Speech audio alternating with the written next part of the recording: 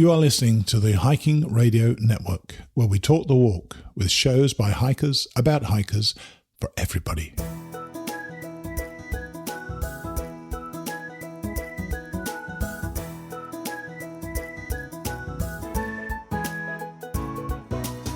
Mighty Blue on the Appalachian Trail, the ultimate midlife crisis.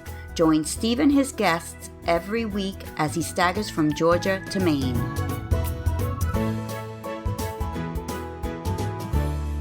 Hey guys, I'm back. Yes, I know I missed last week, but we had a bit of a storm around our way again, so Dana and I evacuated to Auburn, Alabama, which was the closest Airbnb we could get, just 455 miles away from home.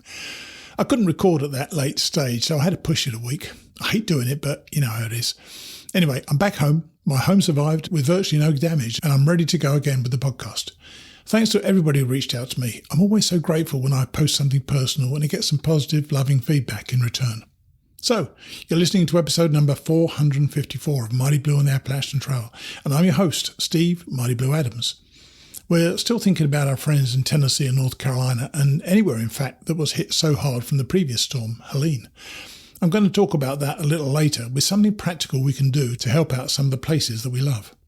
But first up this week, we have a returning father and son duo, only this time the son has become a man. You may recall Rob and Gavin Duncan, who were guests after their thru-hike attempt in 2019 was derailed after about 1,300 miles. Well, Gavin grew up. His voice deepened massively and his strength increased, so they decided to start all over again in Georgia in their quest to reach Katahdin. They'll be on in a moment to let us all know how they got on. Then we'll turn our attention once again to Helene, and this week I've got the incomparable Miss Janet to tell us her experiences and impressions, followed by Jester, who will likewise tell us what she's been doing. After that, I'm going to offer you all the chance to come and help me as we try to give back to the trail. Finally, the concluding section of Chapter 11 from Emily Leonard's book, Happy Hiking, will finish out the show. So let's get on with it and meet, for the second time, Rob and Gavin Duncan, or Waffle and Hawkeye. Well, we've got a couple of AT hikers back on the show today. You may recall Rob and Gavin Duncan did about 1,325 miles of the trail the same year as me back in 2019. Well, they've only gone for a second helping and recently completed the thru-hike. Hey guys, thanks for coming back on the show. Thanks for having us. Sure thing. Yeah. Now, I suppose the first question should probably be, because of course I always say people who go for a second time are stupid, because I did. Why go again? Tell us why you decided to go again, Rob.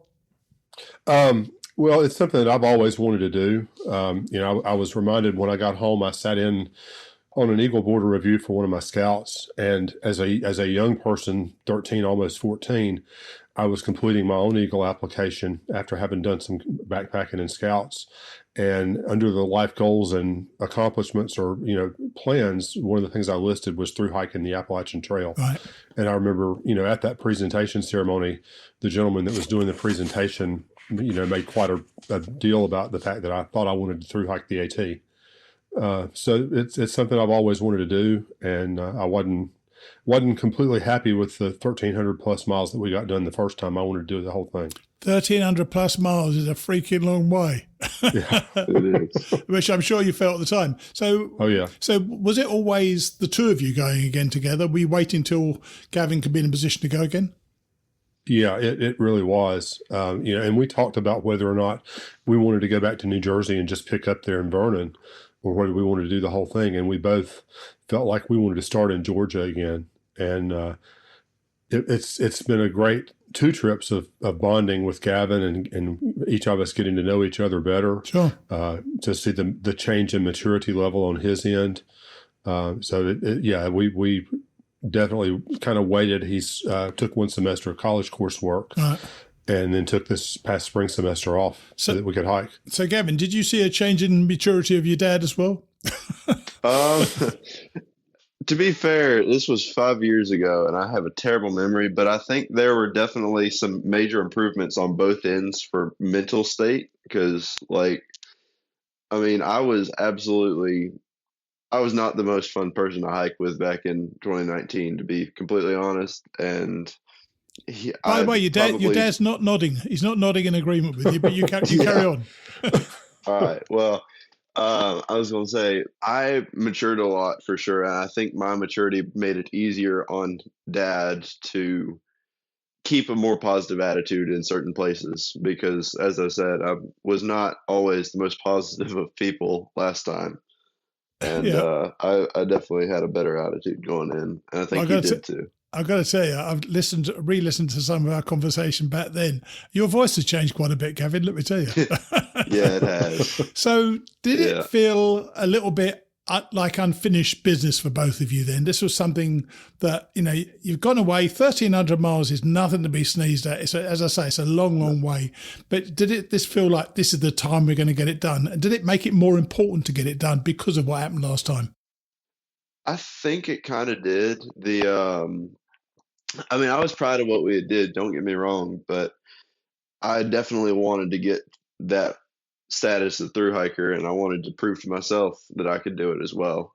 When we hiked before, one of the concerns that I had, and really part of what kept us from finishing, was the fear of pushing him too hard because, when we started, he was only 13 years old. Sure. He turned 14 in Virginia or Tennessee. But, I was always conscious of not pushing him too far. And there was never a moment this trip that I was concerned that he was going to bail on the trip. Right. There were days that, maybe he didn't feel well, but I never got any sense that it was not his ultimate goal to get all the way to Katahdin. Right. And that made things a lot easier on the both of us, I think. Right. So just remind us for a second, why did you have to get off back in 2019? Was that a school? Was it a time limit with school? Primarily school. We had been out 6 months. Right. And, realistically, we were in early August heading into New Jersey a day or two.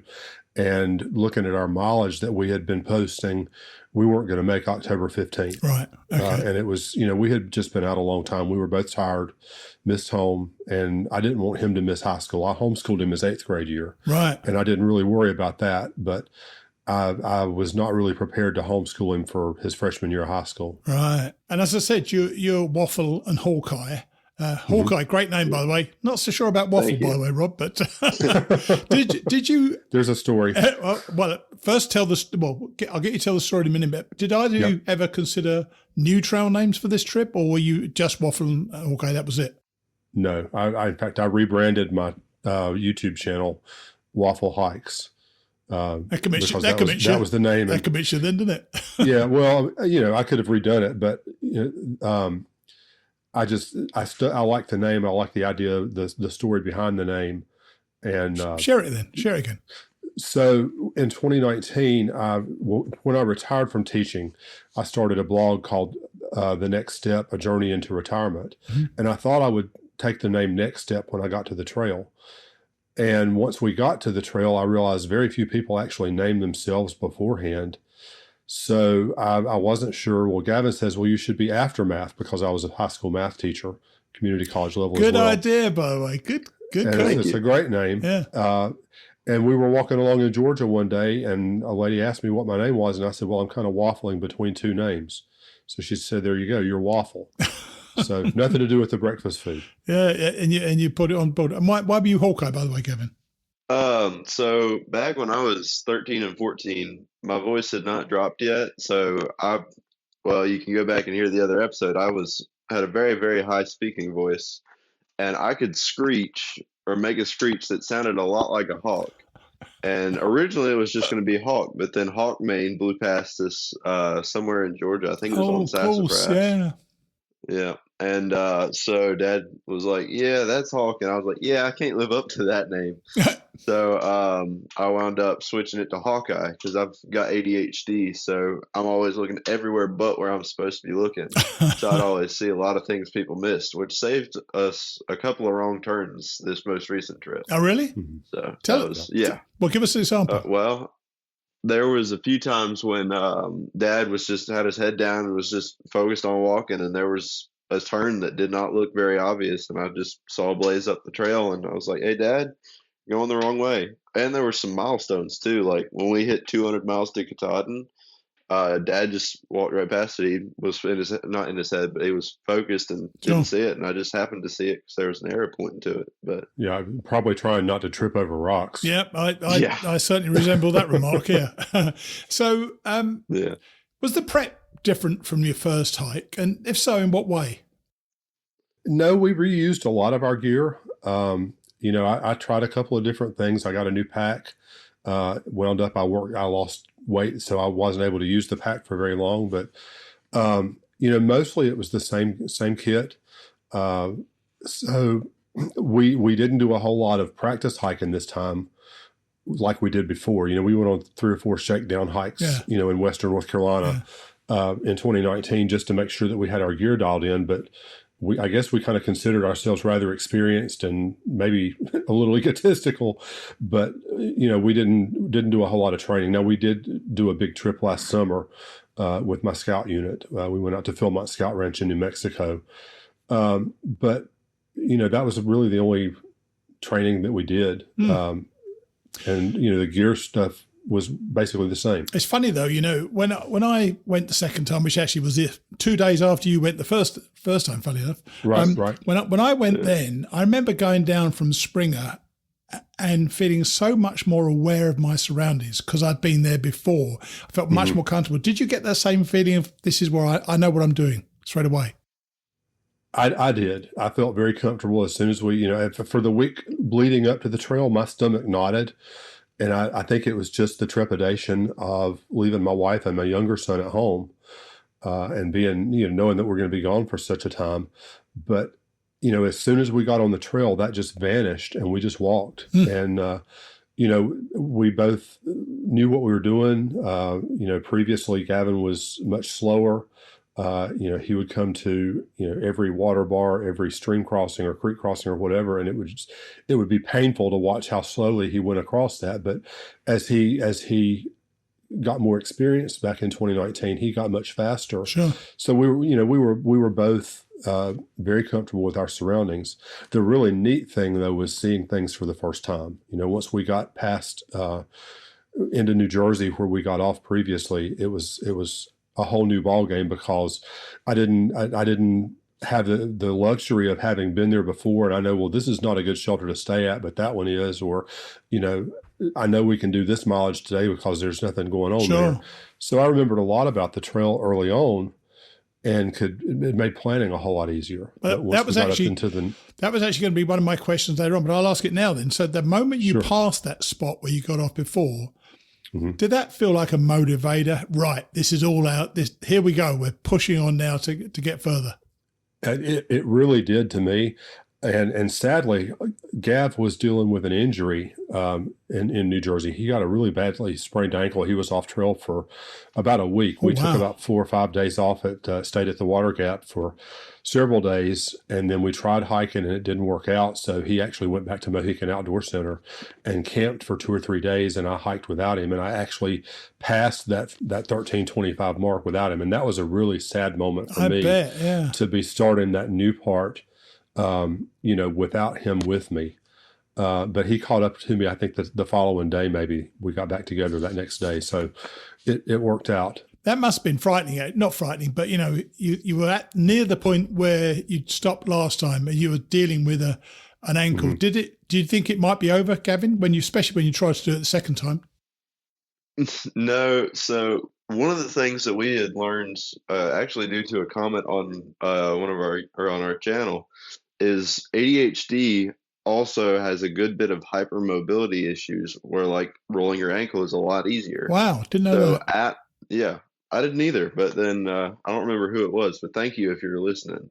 And I wound up getting some hiking boots at Mohican Outdoor Center just to have a little bit more ankle support and not have to worry about it as much. And upon hiking in the boots for a while, I rolled my ankle a lot less frequently, and when I did, it was a lot less bad. And like I had dealt with rolled ankles before, so I knew it wasn't going to be a trip ender, but I knew it was going to take some time to heal. So would you stay with boots now? Because I only go with boots now for that very reason, and I feel much more comfortable with them. Absolutely. So you started early again. In fact, you started even earlier than the first time. You started on February the 4th. Oh, my God. Yep. Were you constrained by Gavin's need to get back to school, or do you like hiking in the freezing cold? Really, our original plan had been to try to get back in early July. And, because of some injury time and that sort of thing, we didn't make it. But I was really hoping to get back before the end of the summer so that I could visit with some friends. We both worked at a camp last summer, and I was hoping to get back and go down and visit the camp before they closed for the season, but we didn't make it. But also school was an issue, and given that we were off trail a little bit, each of us for different injuries, for probably a total of 14 or so days, it really worked out that we did start so early because Gavin was able to come back, and he actually missed his first day of classes at the college level, but he was, that was on a Thursday. And then, we were back and he was able to start classes the following Tuesday, having missed only one. Right. So, it really was a couple of reasons. Definitely wanted to be back in time for school, but we had hoped to be back and see some friends as well, but that didn't work out. You guys okay with the cold? Because I remember it was pretty cold, very cold, in fact, when we started in 2019. But going 3 or 4 weeks earlier, it must be freaking freezing.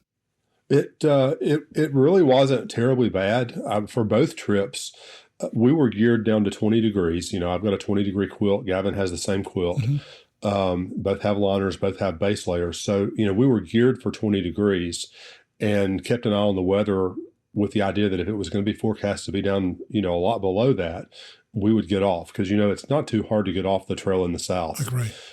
So, we didn't have any of those days. We were never pushed off the trail. We had a couple of 20-degree nights, but it wasn't bad during the day. We had the right gear for it. We were blessed both trips that we only saw 1 day of snow each trip. Wow. We had about 3 inches of Embrace the Suck on top of Klingman's Dome this season, and that's the only significant snowfall that we saw the entire trip. Wow, something. And Gavin, you turned 14 on the trail, as we mentioned earlier on. How different was it for you this time? Because you're a man now. Whether you like it or not, you are, and you're a child then. Yeah. How different did the hike feel to you? Because your dad was kind of looking after you first time, and I suspect he's still looking after you in many ways, but you're a guy, so you can do your own thing. So tell me, how different did it feel for you, the dynamic between you and your dad when you were hiking? So the first time, I'm not going to lie, it kind of felt less like I was hiking because I wanted to hike and more hiking because I didn't want to be in school at the time. But this most recent Good time, reason. especially to a 14-year-old. Yeah, of course. But recent time, we've got I had done it before. I had seen how close we had gotten. And I was like, I want to do this. So it was hiking because I wanted to hike. I was a lot more self-sufficient and carried a lot more of the stuff that we didn't have to share. Sure. So it was a lot different. And also during those times when I had my injuries, he could feel comfortable leaving me at the Mohican Outdoor Center for a day or two to heal, which I don't think you would have when I was 14, and I wouldn't have felt comfortable either. But it was very different. The dynamics. Don't get me wrong, we still looked out for each other, but there was a lot more independence. I'm sure. For me, I think. And you know what? That's a good thing. Nothing wrong with that. And you talked, as I say, I listened again to the previous show, and you talked about your depression in our first interview, and how the hike really helped in that regard, being on the trail. Is it still a major issue in your life? And if it is, did the forest have the same effect as before? So it's not as bad as it has been. Thankfully, I've found some meds that I can get on, and as long as I remember to take them, it's I haven't had any kind of issue like that in a while. Right.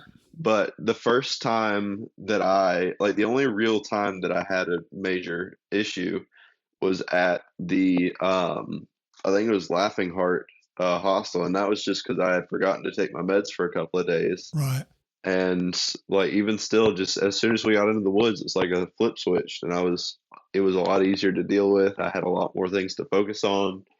And it was just a lot easier. The forest the woods definitely do help with that, and being active helps as well. Is it the simplicity of life in the woods, do you think? I think it is. There's a lot less to worry about out there. Out here, you got to worry about, do I have enough gas to get from point A to point B? Do I have enough like money? Am I gonna learn something or miss something in school today if I happen to Sure. get sick or something like Sure. that? But out there, it's just I got to get where I'm going. I got to make sure I've got food, and I've got to make sure I've got water, and that's about it. You're good to go then, aren't you? Yeah, yeah, Pretty cool. and yeah. and being older, I'd imagine for you, Rob, I'd imagine that Gavin was able to knock out longer days. Did that alter the rhythm of your hike somewhat? Oh, it did. I kept a spreadsheet of, our from and to in 2019, and we both spent time poring over and realizing we did way too many 8 and 10 and 12 mile days well up into our hike. Again, because I didn't want to push him too hard, but he was much better prepared to knock out longer days. And, through the center of the trail, we were easily doing 15 to 18 mile days, 20 mile days. We did, back-to-back 20s, back-to-back 20s Wow. in the Shenandoahs. So, we were very comfortable. We're both fairly tall and long-legged, and we both walk and hike fast. We've had multiple people talk about how quickly we hike. I'm probably not as fast as I once was, but we still get on up the trail. So, if we did much less than 15 or 18 miles, we would be getting into the campsite at 1 or 2 o'clock in the afternoon. Sure. And, we went out with the intent of trying to average 15 days or 15 mile days, 6 days a week. I'm not sure we ever quite got to that average because obviously we started slowly, like everybody says that you should, so that you let your body acclimate. So I don't know that we ever got to that 15 mile average, but we certainly hit it in the middle of the trail. We were certainly hitting that every day. So in retrospect, I've only just thought of this, so please forgive me if it's not true. Do you wonder whether perhaps you were too protective of Gavin in the first hike and perhaps you could have done more? I think we all could have walked longer days. We hiked with a couple from basically North Carolina all the way to New Jersey. And, a couple of us, Gavin and one of the folks that we hiked with, were never really mentally ready to do the 20 mile days. But we all agreed that when we got up in the morning, we did our breakfast, we, kind of huddled together and we set off. Gavin would leave out in front of us. And even at 13, 14 years old, it was not uncommon for him to be a mile or two in front of us by the time we stopped for lunch. We would all pick a spot that we were definitely going to stop here. And, on the days that I wanted to hike with the trail family, I would get in the way back or I'd walk off and leave them. But Gavin would be way out in front of us. So, he was very self-sufficient then, but he was so much so more now. But we all agreed that he could have easily have done the bigger mile days. We just mentally didn't. Well, you know what the good thing is? You didn't do that because it gave you the chance to come back again. That's true. Because you probably wouldn't have done it this year. And I've often thought what it would have been like for me to hike this when I was 18 years of age. I don't think I could have coped with it personally at 18. So, I think, you've now done it these 2 times. And what about the mental aspect of it this time? I hesitate to use the word failed to do it first time. Having not completed it first time, was there that feeling? Was there a fear of failure? Because I know it's one of the fears of a lot of people when they hike this trail, even though only 1 in 4 finish. But did you have a fear of failing to do it? The only concern that I had was the possibility of a hike-ending injury, because I knew that we were both mentally prepared and we were both mentally committed to going the whole way because we got so close before. So I knew that mentally we were ready for the trip. My only worry was having that injury. And when Gavin rolled his ankle in New Jersey this year, I was very concerned that, that would put him off the trail. But thankfully, he was able to heal from that. Sure. But I think we were both very committed and knew that we knew we had what it takes. People don't typically leave the trail after Damascus or Harper's Ferry. Usually people that make it to Harper's Ferry know mentally that they've got what it takes, and we just weren't hiking fast enough in 2019. So that I think caused us to redouble our efforts and make sure that we were going to get the whole way this time. Now, something else I noticed this morning when I was re-listening, I didn't only interview you 2 guys last time. I also interviewed Beth and Griffin, your brother Gavin, as well. And Beth, of course, is your bigger supporter, as Most definitely. no doubt you know. Mm-hmm. But how did she react when you suggested going for a second time? Was she on board with it straight away, or was this something that she thought, haven't we done this already? And do we need to do this again? She was, I think she knew how important it was for both of us to make it to see Katahdin. Right. So she was as supportive, if not more so this time. But I think that, there was never a question that this was going to be it. It's a rather large investment, both in time and in financial investment. And, there wasn't going to be a third go around. This was the one we were going to get it done or not. But she was very supportive. She came out to visit us a few times along the trail. With our early start, she wasn't able to come out until the summer, till she got finished with teaching. Sure. But she and Griffin both were able to come out and visit us, so that was good. But very definitely, she supported us. But I think there was never a question that this was going to need to be the one. Yeah, yeah. Because if you'd finished the 1,300 miles this time, I said, we're going to try it one more time next year. Yeah, I know. Third time being the charm. Yeah. Right. And Beth came up and took an Airbnb in Lincoln, New Hampshire, and slapped you for a week. That's a very helpful thing to do. Don't you think so? I'm a big proponent of slap packing. I know some people say it's not kosher. It is kosher. It's absolutely the right way to do it. And when we spoke before, you talked about a recommended route through the Whites. So tell us about that. So we were at the Airbnb. She picked us up just outside of Hanover. We were still in Vermont. So the last day was 8 miles shy of getting into New Hampshire. We took a day off once she picked us up, just to sort of, it was time for a rest first. Sure. But, secondly, we wanted to sit down and sort of figure out how are we going to get through this section of trail that everybody says is most difficult. And we don't know anything about it because we've never been here. And I was sitting there looking at my book, counting days, because, Gavin's first day of college was imminent. And I was trying to figure out, how do we do this? And we were thankfully close to the Notch Hostel. We had seen it. So I told Beth, I said, hey, tomorrow afternoon, let's ride by there. I want to take my AWOL guide and, sit down with them and have them to show me, how do we get through the Whites? And I had also emailed a former colleague of mine at the community college where Gavin attends, just to find out, what are the logistics if he misses the first day of classes, he's going to lose his schedule or, whatever.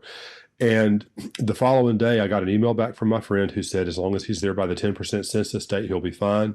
And I knew we wouldn't miss that much class. By the what? By the what?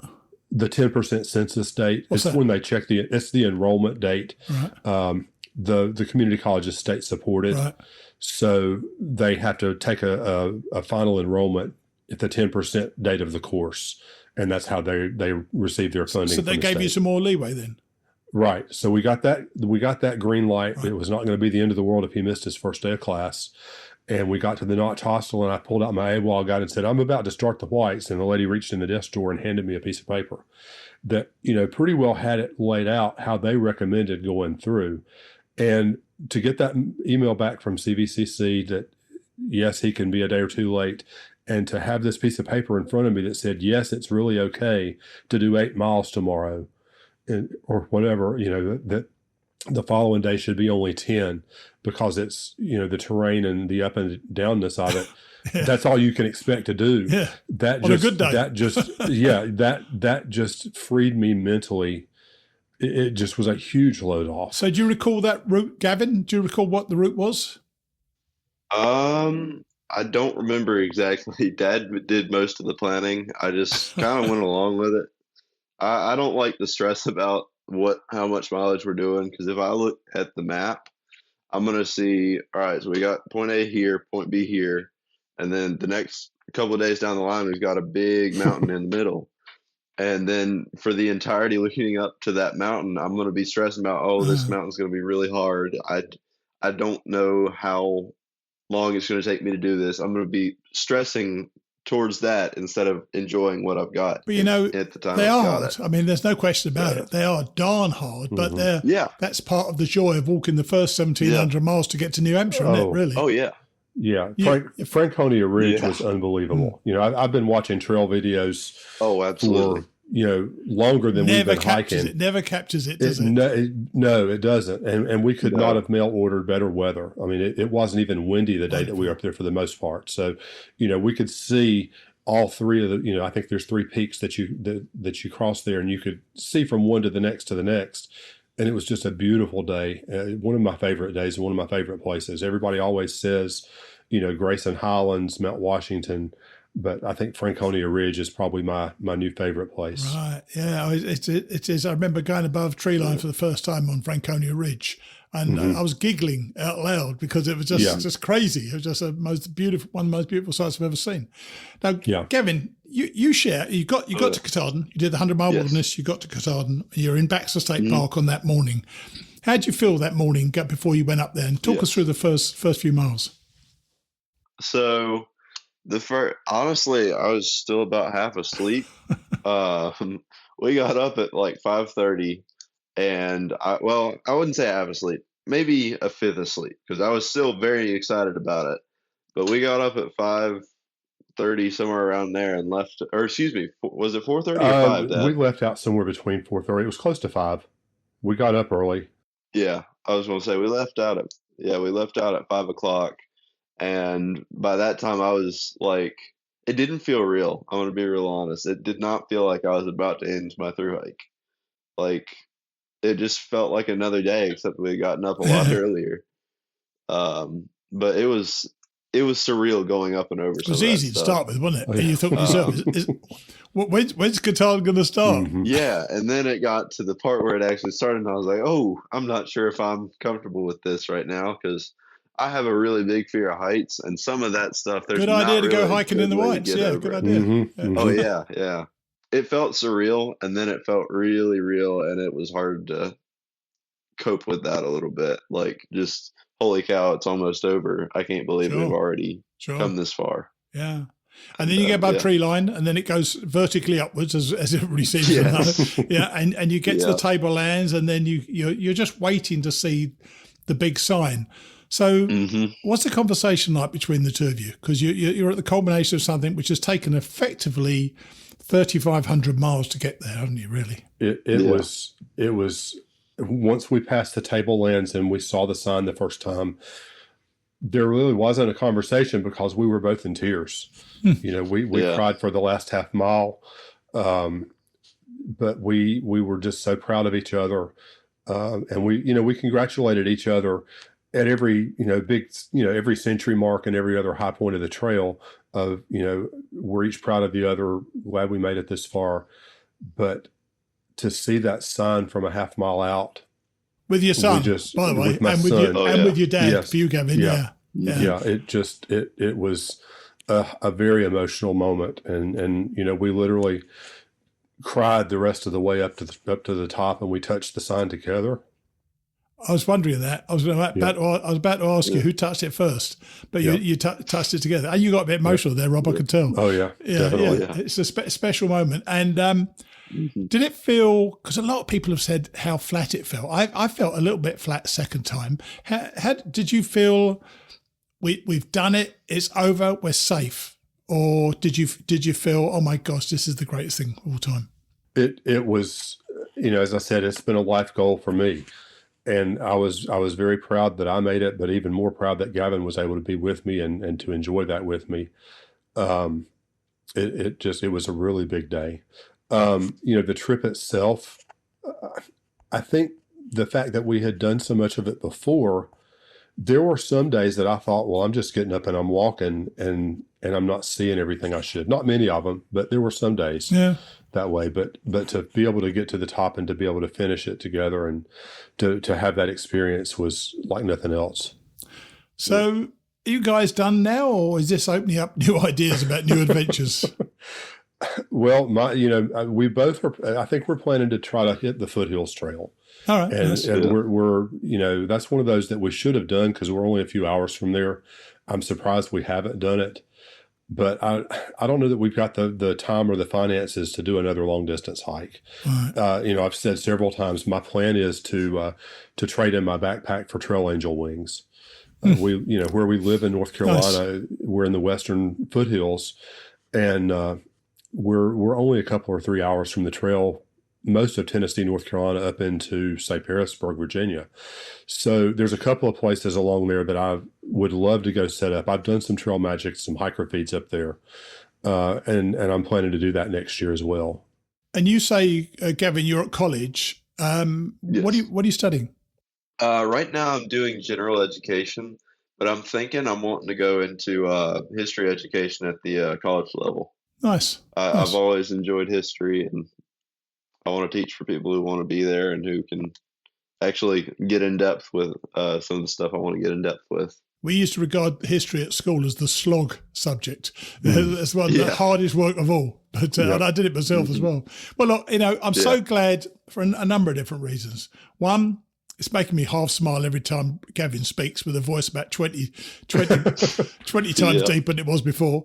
And also the fact that you actually came back and did it, because when I was thinking these questions this morning, that moment when you passed that 1,325-mile mark that you did before must have been so special. Yeah. And as I say, finishing with your father and finishing with your son must have been extra special for both of you. So I appreciate you coming back on, and I can only wish you, Gavin, the best of luck in your career, and best luck to you Rob, and say hi to Beth and Griffin for me, okay? Very good. Thank you. Do.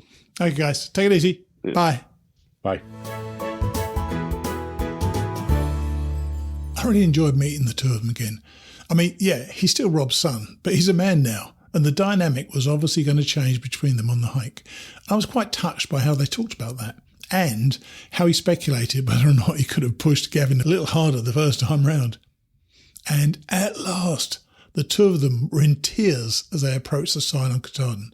You could hear the emotion in Rob's voice. It must have been so special for them both, as well as for Beth and Griffin. Really nice. Now, let's talk about Helene. And this week, I turned to the woman who gives so much of herself to and for the trail, Miss Janet. I knew she'd been in the north when the storm was approaching, but as you'll hear, she returned and started to reconnect with our hiking community. Let's hear from her now. Good afternoon, darling. Hey, hi, Miss Janet. How are you? I'm pretty good. I better not complain. You know what? I think if we're ever going to complain, this is the time to complain. It's been quite nasty. What I have found that complaining actually has not solved any of it. I'm sure that's true as well. So we're obviously going to talk about the storm, Helene, that came through and devastated the Appalachians, I guess. And you've been moving around a little since the storm began. What have you seen along your travels? And then we'll talk to you about where you are now. Most of the sections that I have traveled along have been coming southbound through Virginia. A little bit of time in the Damascus area and in Erwin, but I haven't ventured into the other areas. There's still too many road closures. There's a lot of projects that they're working on. There's just a lot of people on the road doing things that need to be done, and I've not been out to just go sightsee. So you're, and that's one of the important things to stress to people. Even now, it's definitely not a time to just come around sightsee. Come around and help if there's something for you specific for you to do, isn't it? Absolutely, and it's getting harder because a lot of the projects are not romantic.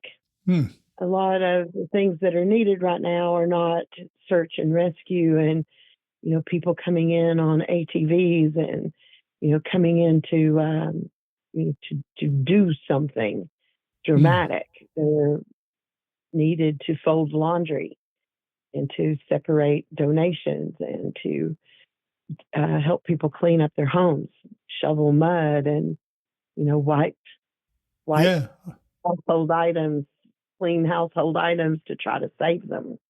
I can do all those things. I'm the least handy man around. I want to come up to help out sometime in the next few weeks. But I suppose, your home, from what I remember, was in Erwin. Is that still your home? Was that still your home? And if it is, how did your home cope with it? We're fine.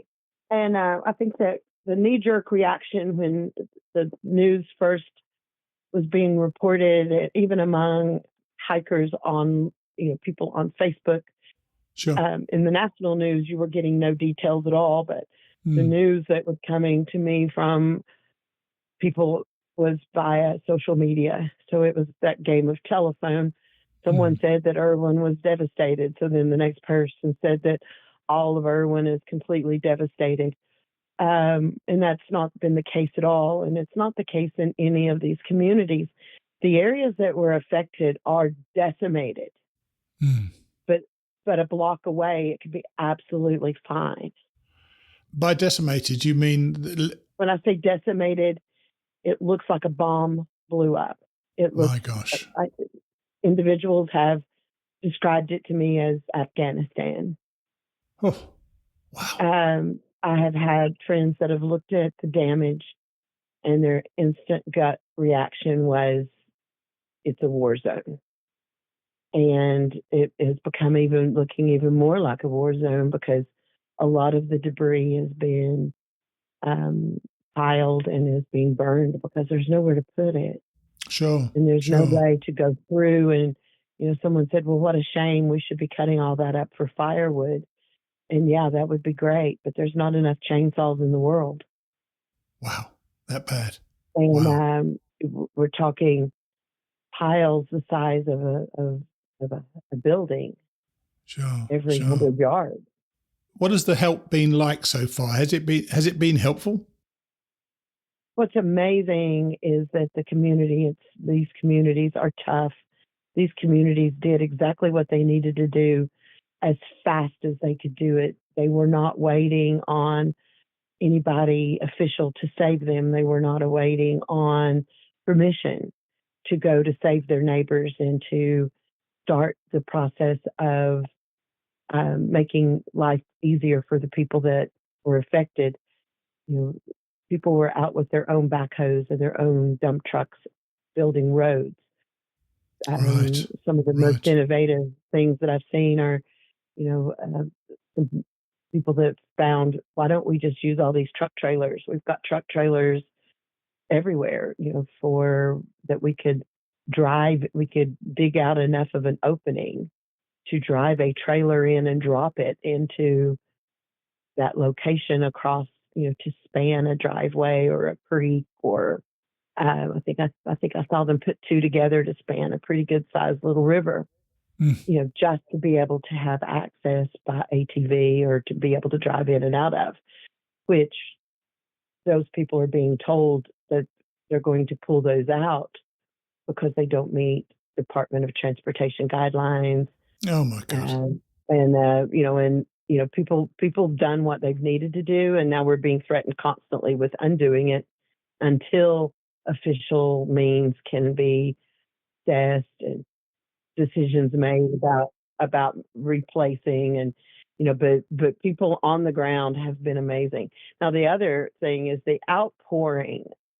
And when I say outpouring, that word is so overused at the moment that I don't know what is the correct adjective for the amount of support that this area has gotten from all over the country, from individuals and from organizations and clubs. And that's anything from tractor and trailer caravans of hay and straw and animal feed just for farmers and just for people who need to feed their animals, because their land in some places no longer has the barn with the hay for the winter. Sure. Or the hay that was baled and in the field. They no longer have soil. What are the immediate needs? Obviously, money is always going to be an immediate need. I mean, I'd love to come up there sometime in early November to help out if I can, and as you say, wipe things down, clean things up, and so on.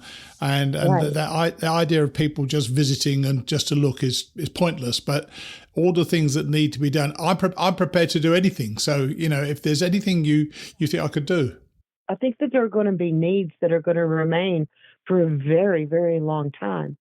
I think the biggest challenge has been that those needs have changed every day and sometimes every hour of the day for certain areas where, in the very beginning, the desperate need to reach people and to, clear debris and assess roads and get people into remote areas was primary need. And it was emergency need. Sure. And there was no one, and there was no one but the people in the communities to do that. It wasn't like there was instantly extra hands on the ground, from somewhere else in the country to do that. This was the schools and the churches and the families and the landowners and their neighbors that did all of that. Then in the next couple of, the very next thing that starts happening is those people are definitely going to need toilet paper. So I am sorry, and I apologize to the rest of the country, but we have all of your toilet paper. The truckloads of, and when I say truckloads, I'm talking families that went to Walmart and filled the back of their pickup truck and drove straight into these areas with donations of paper products and trash bags and food and water was remarkable. But that was exacerbated to the point of it being now Walmart was sending, there's a caravan videoed at one point of Walmart having 10 tractor and trailer truckloads coming from probably from warehouses that were all joined together, bringing all of those things to these areas because that felt like what needed to be done. That's what we can do, and that's what we needed to do. But it was definitely before any real assessment could be made of what did an area actually need. So we have lots of supplies. The biggest need has been for organizing and making the best use of those supplies once they get into an area. Who's taking control of that then, Miss Janet? It's back to the individual organizations, the churches, the community centers, an individual that just opened, an abandoned building and started accepting water donations. And now they kind of are squatting in an abandoned, building that, they're being told they have to vacate and take all the supplies. But there was definitely no agencies or organizations that we would think of being there immediately in an emergency that have had much of the success on the ground of accomplishment than the people that live in these mountains and the neighbors and the people who live there. And then the next phase, of course, is, getting services in that came in, to assess, the safety of certain things and to start helping with the next phase of, opening shelters and helping people. And it has continued, in the last 2 weeks to change almost every day. Now our biggest list of needs in the communities that do not have electricity and do not have water, and that they're still being allowed to live in their homes, because in some cases people are being told that their home's condemned and they have to leave. And they're being told that their homes are condemned, and they're not even sure who the government agency organization has told them that they need to leave. And so a lot of them are not leaving. So there's a lot of civil unrest throughout this mountain community with the fact, people are sitting armed and willing to defend their homes and their possessions. Has that got out of hand yet? No, I think there's been a lot of people, again, a lot of people just want to see the damage. Some of those people want to see the damage to see what advantage that they could get out of it. There have been a lot of what we call porch pirates that would steal Amazon packages off your porch, that will definitely steal your kayaks out of your yard because your house is tilted. So that must mean you don't need your kayaks anymore, or you're not living there, so you don't need your motorcycle that's in the front yard, even though it looks like it's damaged. So there have been things stolen directly out of people's yards because they weren't there. So a lot of people are refusing to leave their homes and leave their possessions because that's all they have. Yeah, quite understandable. And when I And when I texted you, you sent me a text with some more detail, and I said, look, I'd love to come up there and help if in any way I can, and if any of my listeners want to come, I'd love it to spend a bunch of us 4 or 5 days together. We can get a tent or spend money in the community if there's somewhere to stay and help out. And you said you thought you think about 1 or 2 projects we might be able to help in. So. Is that something? If I give you some dates, say that I think I can do, I'll do that off this, and I'll think about it before I actually talk about it in the podcast. But if I give you some dates and say this is when I think half a dozen of us or a dozen of us can come up, whatever the number is going to be, then would you be able to direct us somewhere? Do you think? That's what I'm hoping. I just returned from the Appalachian Long Distance Hiking Association gathering in Abingdon, Virginia. And we did took a large group of people, over 30 people, into the area around Damascus, Virginia, with the direction of a couple of the people in the community to try to take advantage of the fact that we had a nice group of people that were skilled and wanted to come in and help. And unfortunately, they were utilized in picking up garbage along the riverbank, because there really is no organization to big projects. And that's the hardest part right now, is that we're right at that point now that people are, okay, I've got somewhere safe to live, or, we've got a shelter. We have shelter, we have food, we have water. Now we can start a process of deciding what we can physically do and what we can't do. And right now, I know that the 2 biggest needs that they have today are for people to come in and help sort and manage donations. Because as the last couple of weeks have gone on, at one point you could just drop donations on parking lots of half a dozen different businesses in town. I'm sure. They have, and schools and shelters and everything else. So now they are turning people away and not allowing those donations to those locations. And the donations are all being funneled to warehousing situations like at Bristol Motor Speedway. They have dedicated tremendous amount of square footage of protected space for a massive amount of donations to have somewhere to live until they can be carried to the community that needs it. Because no matter how much toilet paper you might need, you can't take it all at the same time. There's nowhere to put it. Of course. Yeah, of course. There's schools are trying to reopen, so their gymnasiums have to be emptied out of, I have no idea of a way to explain how much water in plastic bottles has been brought into these communities. Trainloads, shiploads of water have been brought into these communities. And being able to have that where people can access it as they need it, but they don't have a truck to come and bring an 18-wheeler truck of water to their home, so they have to be able to go get it on a regular basis. So there's a system that is starting to come together of a place for donations to go, a place for people to go to help organize those donations, and then a system where churches and people can ask for those and get them delivered to them, or access to them so that they are going to the people that need them. The projects themselves, like in the communities, is tending to fall directly to those communities. There's organizations like Samaritan's Purse, beloved Asheville.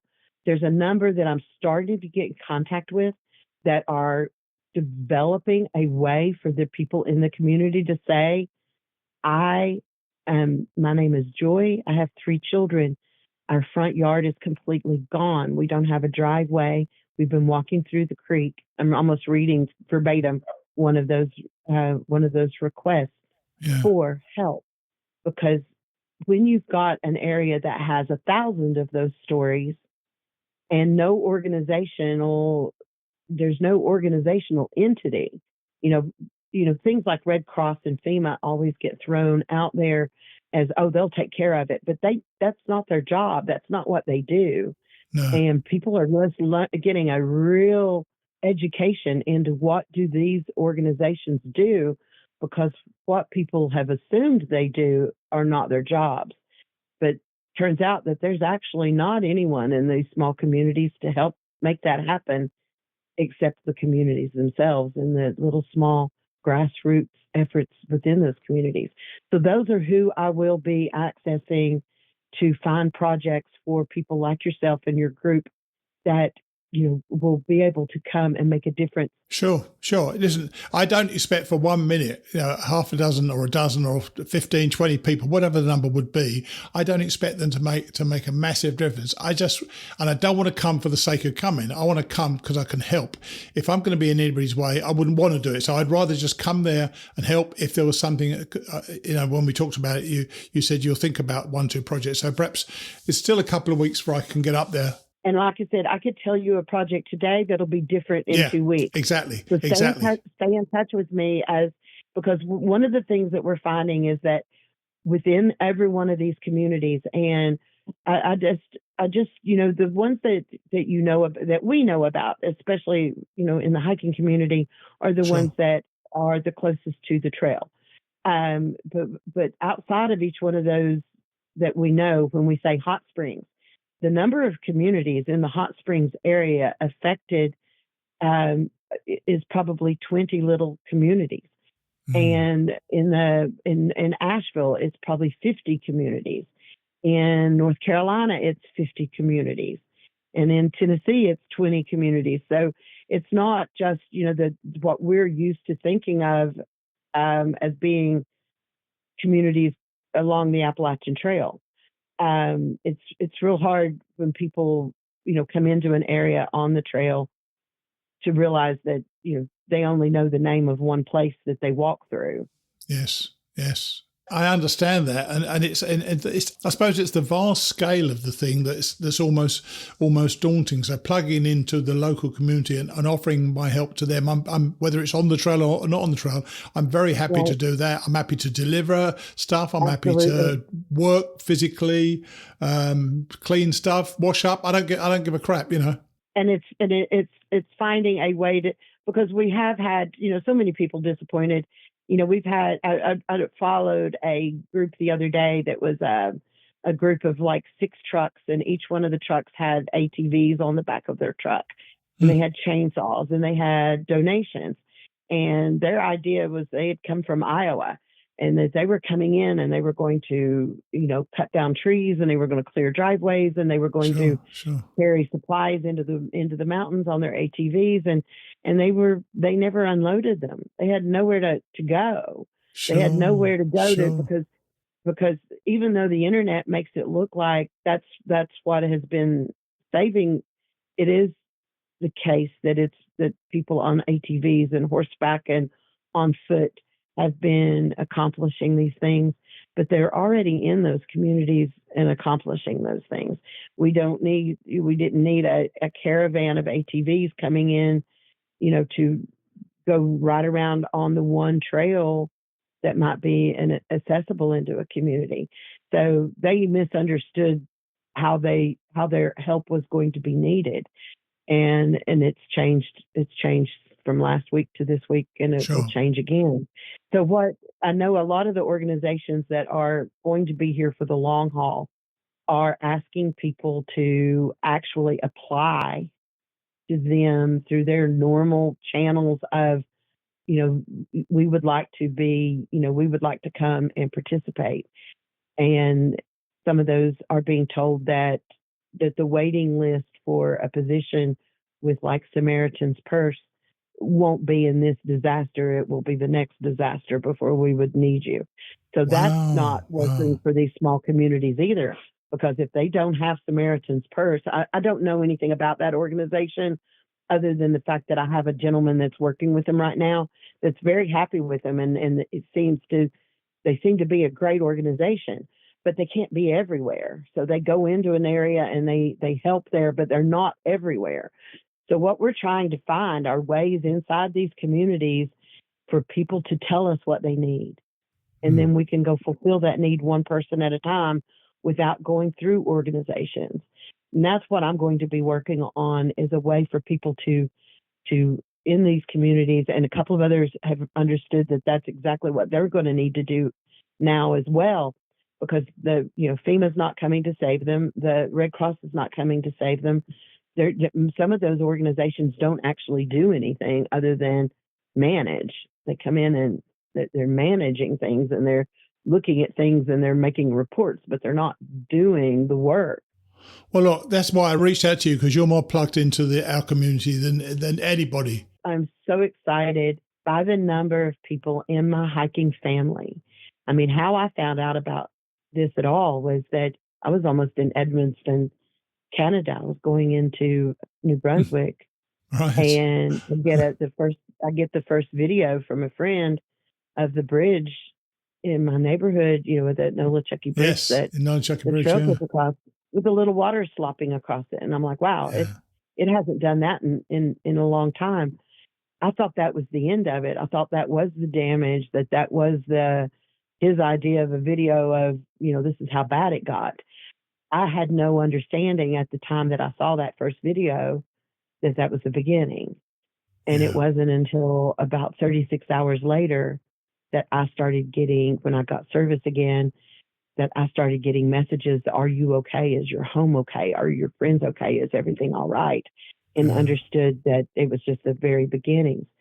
So from those very first messages and the support among the hiking community and the manufacturers and the companies that support long distance hikers and hiking in general and backpacking and our outdoor activities are stepping up to provide meals, to provide filters, to provide stoves and fuel and equipment and warmth, and shelter.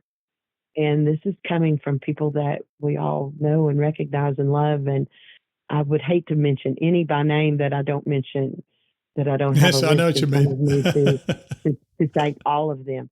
But it has been amazing, because when people hike through these communities, they've fallen in love with them.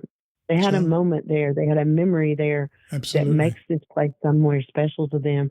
And the people in the hiking community that have stepped up to be supportive of people that live in these mountains and to these trail towns and communities is nothing short of miraculous.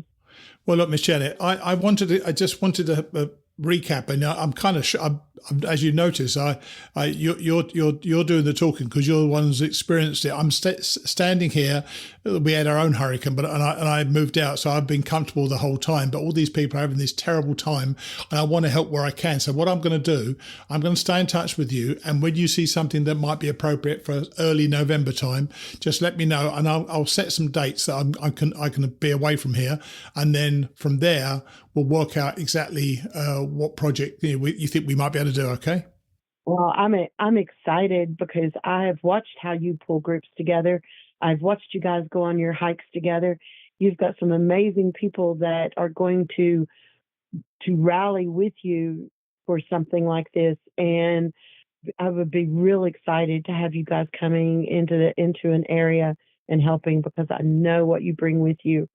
So let me continue to work within these communities and find, the one thing you might be able to do that would be helpful, because definitely, while the need to just clean and muck out may be important, there may be by the end of the month, a need for more expertise, for more skilled kind of situations. As you put your group together, would you please get just a little small resume, almost just of, hey, who can do what? Yeah. I've got a skill. I've got chainsaw, I've got skills, and I've got, or even if you've got sawyer skills within the national forest that you have to be able to work on the trail, or if you're a plumber, if you're an electrician, if you've got a particular expertise, so that we can, more directly look at, this person may only need, cleaning, but this project needs a little bit more, and it may help to identify the best way to utilize your love and your desire to give back. Well, you know what? You've just articulated that for everybody listening. When we hang up in a second, I'll reiterate that. But really, that's what we're looking for: people who can help and who are prepared to help. But by and large, we want people to be open to helping to do anything they can for a certain number of days. So I'm going to put that together. And I really appreciate you catching up with me. And we will stay in touch anyway. And thank you very much. I'll let you know where we stand with that. Okay. All right. Thank you, sir, very much. Any questions, just shoot me any questions, okay? I absolutely will, yeah. Cheers then. Take it easy. Bye. Y'all take care. Bye-bye. Bye. Now, regular listeners know I'm a bit of an interrupter here on the podcast, but this time I wanted to listen to the kind wisdom of my friend. Miss Janet is about as plugged into the community as anybody I know, and I didn't think it appropriate to stop her flow, so I listened, feeling that helplessness that a lot of us are feeling right now. She referred to certain areas being decimated, and I don't think Miss Janet is prone to hyperbole. And bloody porch pirates, what a freaking abomination. You know, sometimes I wonder about people and how they can sleep at night. Nicking stuff from people's porches just because you can is bloody appalling. And I hope they're ashamed of themselves, though I doubt if they are. As you heard, I'm hoping to come up to the area in early November, and those plans have firmed up since Miss Janet and I spoke, but I'll share those with you after we hear from Jester. Here she is. So we're back on again with Jester. Hey, Julie, how are you? Hey, Steve, good to be back on again, and good to see you safe and sound in your home after having to abandon things last week with a second hurricane that came through. It's getting spooky out here, I tell you. Funny enough, there's another one out in the water in the ocean right now, heading our way as well. So hopefully it won't actually touch us, but it's all a bit of a nightmare, really. But we were lucky. Nothing really wrong with us at all. And our house has stood up well. We evacuated, but really it's a frightening thing. And I tell you, some people are not going to be able to afford house insurance next year. And we may be too. So we'll see how that goes. So we spoke a couple of weeks ago, and I know you were talking about Feed the Hunger then. And I did get around to making a financial contribution, but I'm wondering what I can do now. So give us an update with Feed the Hunger and then a few general observations about what it's like out there right now. So Feed the Hunger is absolutely an amazing, stellar organization. And it's almost like things are progressing in phases. So when we first talked, everybody was like sending and shipping supplies. And at the same time, everybody stay out of certain areas of Western North Carolina, Eastern Tennessee, and Virginia. And that is still the case. Things are opening up slowly but surely. But as far as Feed the Hunger goes, I did have an opportunity to actually go to their headquarters in Greensboro, North Carolina, which is about 90 minutes from my house, and spend 2 hours packing meals. And it was incredible. Very organized. You don't cook, Julie. I'm not outing you here, I'm that you don't cook. Exactly. So they set up, you're funny, Steve. They set up, it is literally an assembly line of putting and packing meals, dehydrated meals. And the coolest thing about it is you're in a room with about 200 people, and all of a sudden, it's like this community aspect comes together. You feel like you're contributing. Everybody has a job, whether you are actually dumping product into a meal that's going to be sealed and put into a box, putting the boxes on a truck.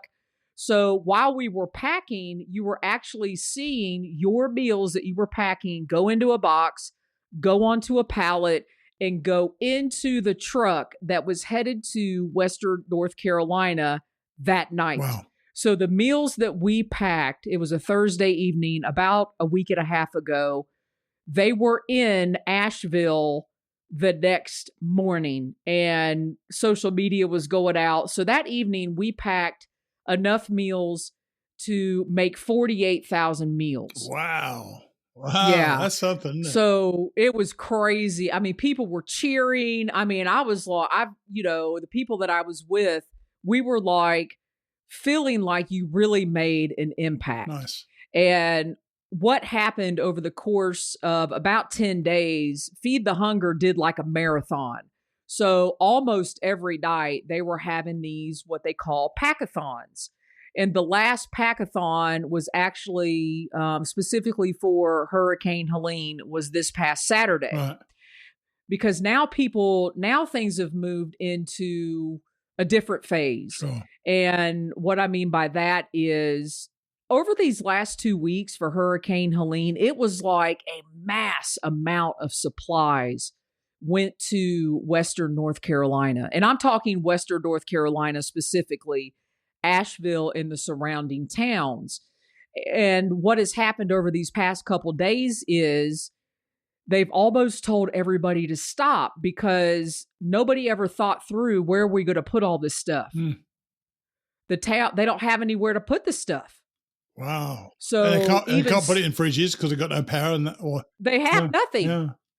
And even in Asheville proper, I guess, there's still people without running water. I mean, they've gone 16, 17 days now, no water. Power is starting to come back on, and there's still people without internet. And in the town of Swannanoa, which is not that far from Asheville, the Swannanoa River is actually a different river now. It's not actually in the same place where it was. I mean, Good obviously, Lord. you could tell where it was. Yeah. And it relocated itself.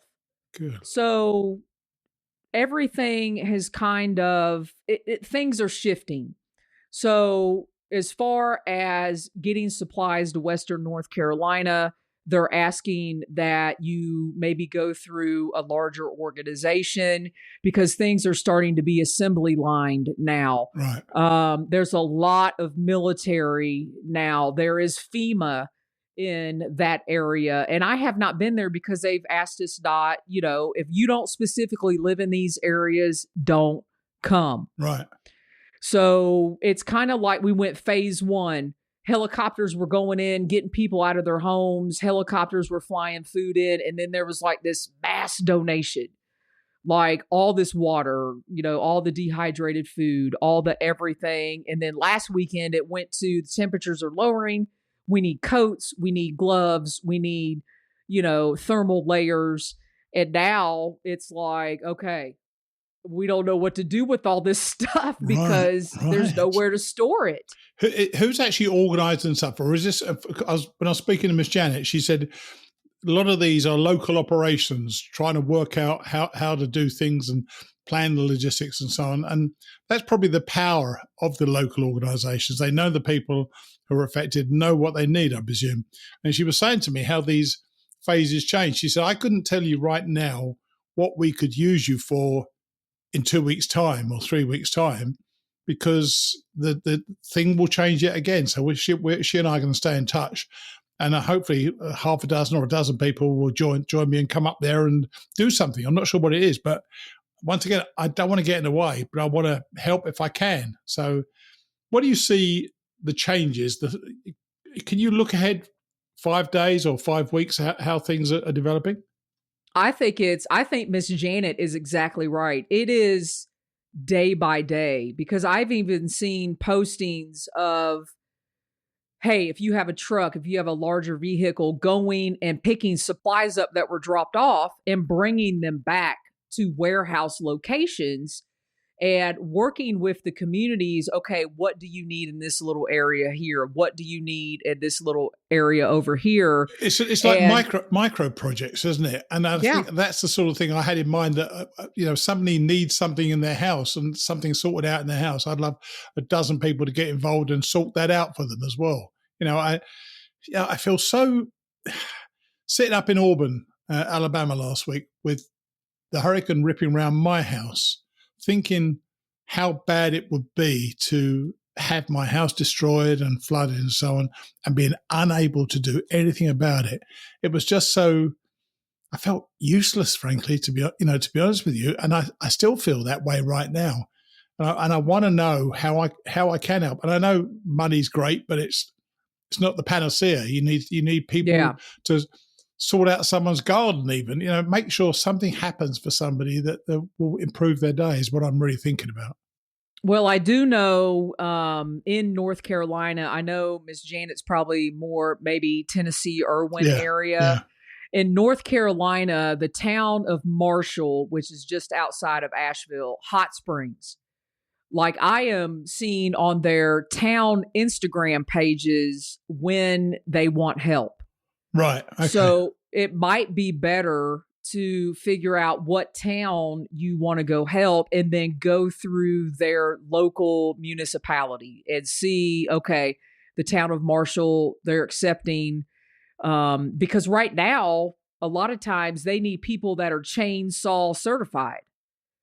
So they need the big guns to come in and move big trees, and you need to be a sawyer. You need to be certified to do this specific work. Right. And it is really frustrating because I'm 2.5 hours away, and daily I'm like, what can I do? And right now, giving money and waiting and sitting tight because the trail organizations haven't even started looking like on the trail. Like in this area, the Mountains to Sea Trail, over 400 miles of the Mountains to Sea Trail along the Blue Ridge Parkway is closed. Right. Nobody's even been able to go and see what the trail looks like because all those resources have been moved to the other cities, Asheville, even all the way down here in Charlotte. We have a couple state parks. They're closed.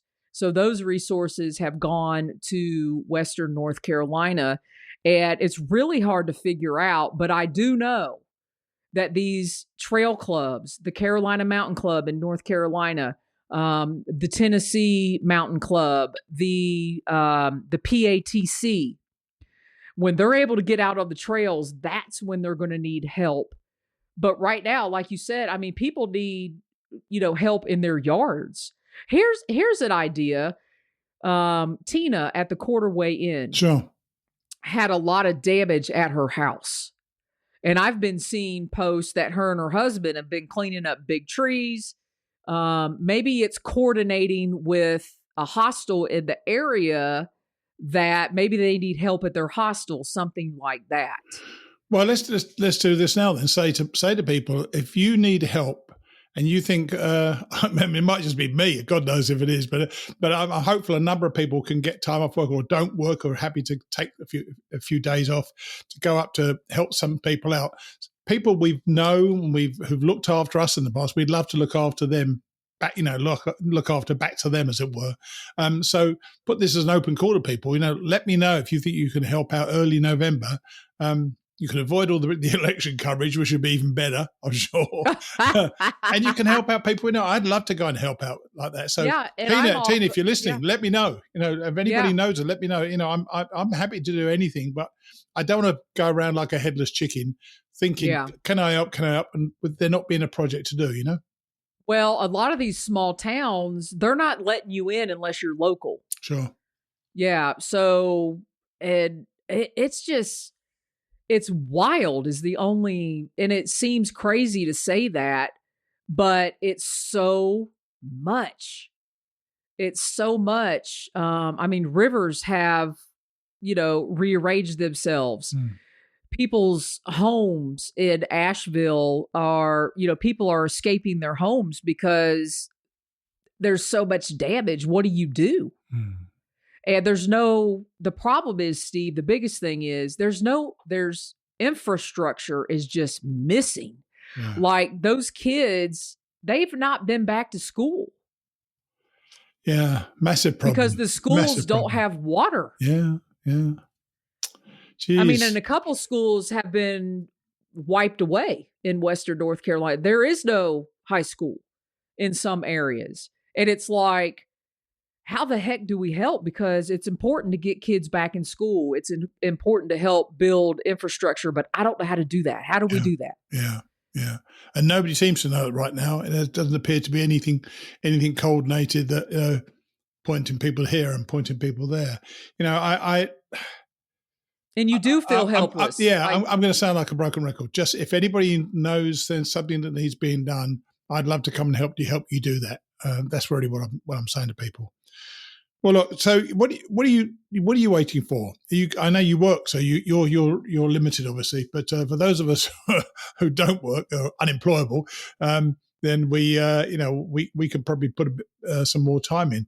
What are you expecting to be doing soon? Though, you're going to do another one of those packathons, or is that not really going to be a thing anymore? Well, they've held off on right now because these different phases and where to send the food and where people are. And I think everybody is in somewhat of a holding pattern, but not really. I don't even know if that makes sense. It's like you don't want to keep shipping stuff into places, sure, and they have nowhere to put it. Yeah. So right now, I kind of feel like I'm in a holding pattern. I'm just waiting for maybe when the Carolina Mountain Club says, hey, we're going to start needing volunteers. We're going to try to get on the, because they manage parts of the AT as well. Of course. And then when that starts to happen, they're going to need donations. They're going to need equipment. Sure. I can't imagine what's going on in Erwin with that bridge, that infrastructure right there. And even getting in the woods. I mean, to clear a mile of blowdown, takes hours. And then you have to have people that are certified to use chainsaws. It's going to be a wild ride for people thinking of hiking next year, especially from the direction they want to hike it, I guess, which is south and north. But I'm sure there'll be more flip-flops, and hopefully they won't get down south of the hiking until later on in the year, when hopefully things will have moved on. But the task seems so vast, it's almost indefinable. And I'm, as you are, I'm super sad. I'm devastated about it, to be honest with you. But more and more of the trail, from what I understand, you can hike from Georgia to, Davenport Gap? Yeah, Smokies, right up to the Smokies are fine, yeah. And apparently that's fully open and no problem at all. I don't know what the advice of Métis is, but, frankly, people are still hiking it. Yeah, so they're still going. Yeah. But, when you cross over there at I-40, that was decimated. That Pigeon River overflowed and that dam collapsed. Wow. Didn't know that.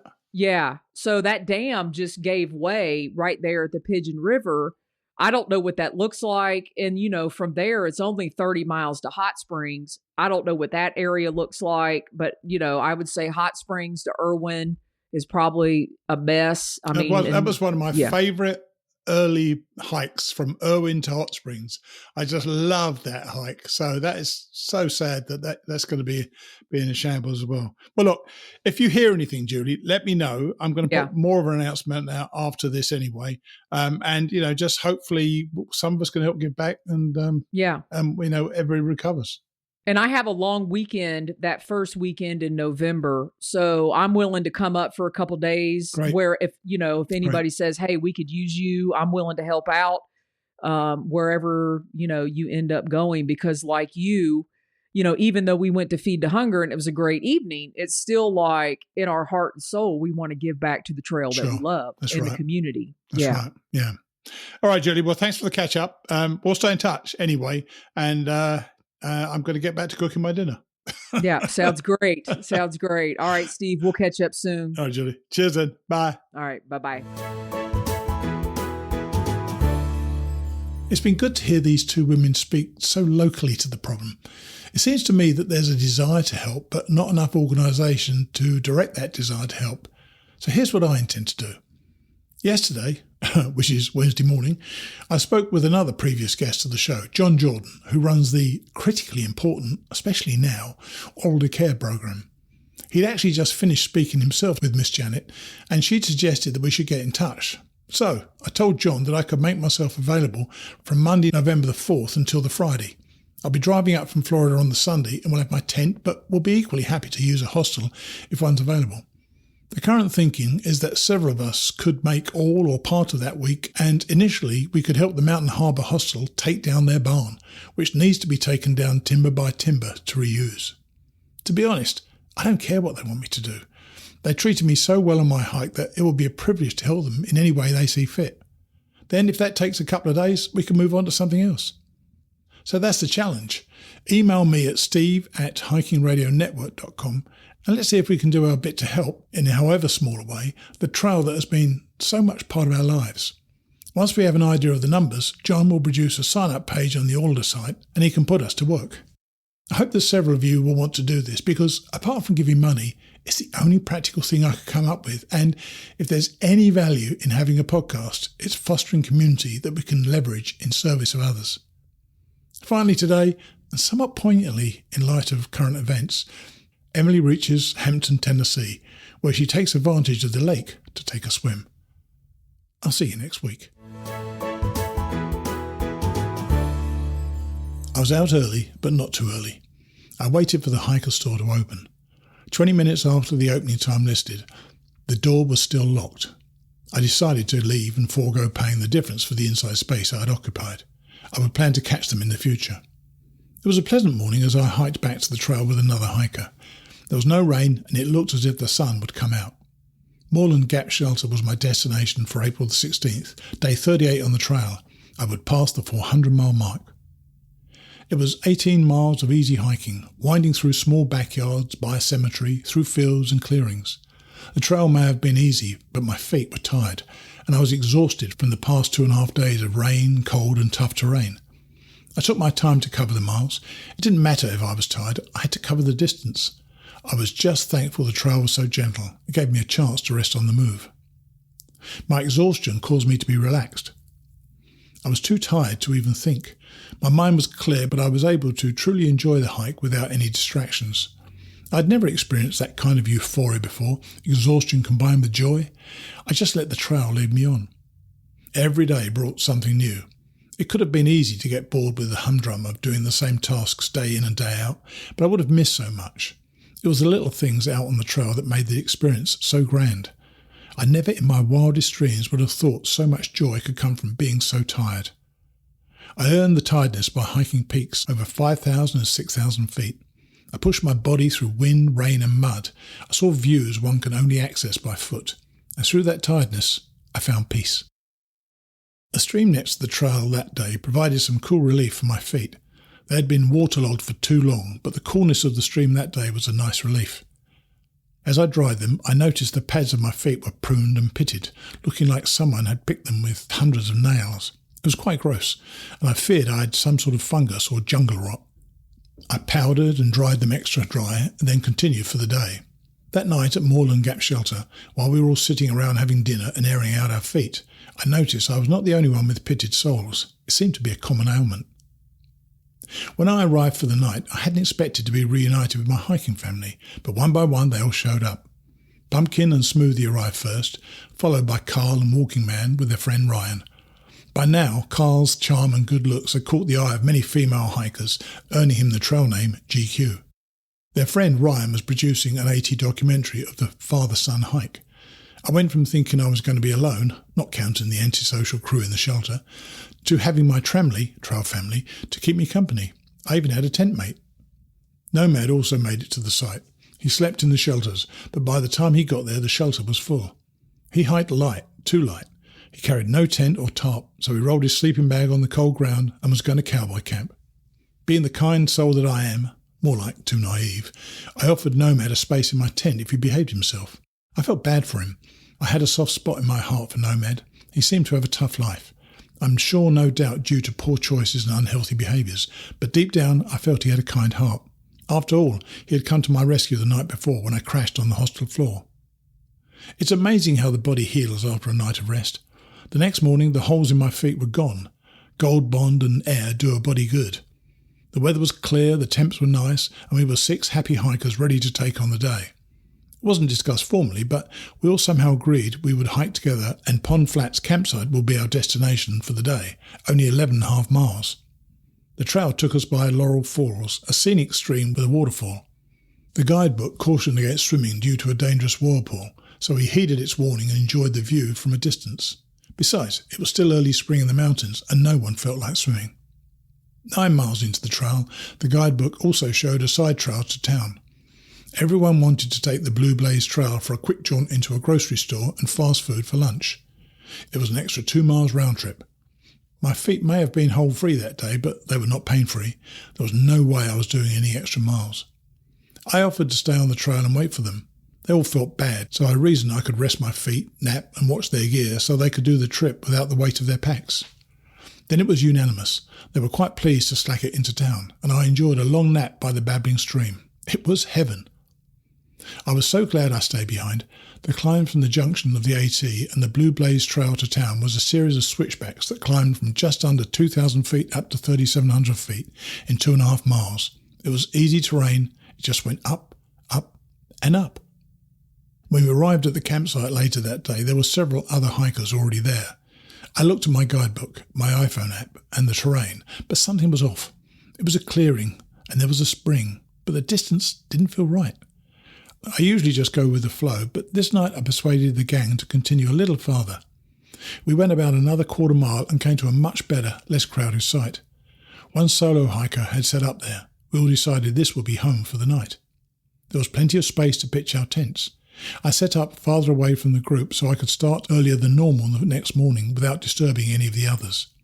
After all our tents were set up, we built a fire together where we sat enjoying the delightfully dry yet cool evening. By the fire, I savoured my chips, Snickers Extreme, and soda they had bought me as a thank you for waiting with the gear earlier. Once everyone had their end of the day chores done and meals eaten, we joined for together time around the fire. Ryan and GQ set up a GoPro in a tree to record the evening events for the documentary. It felt like our own version of Tribal Council on Survivor, but no one was being voted off. Ryan brought a protein bar to share with us. We could only have a piece of it as we allowed him to record us as we ate it. It was not your ordinary sports bar. This one was made of powdered crickets. I was looking round to see if Anthony Bourdain was lurking behind a tree for some reality TV show. I promised Ryan I would try it. I've never been too daring in trying uncommon foods, but why not? This whole adventure was about experiencing the unusual. To all of our surprise, it was quite tasty. If I'd not known it contained insect parts, I probably would never have known. But since I did know, I was a little reserved in the chewing and swallowing. I did finish what I took, but I didn't ask for seconds.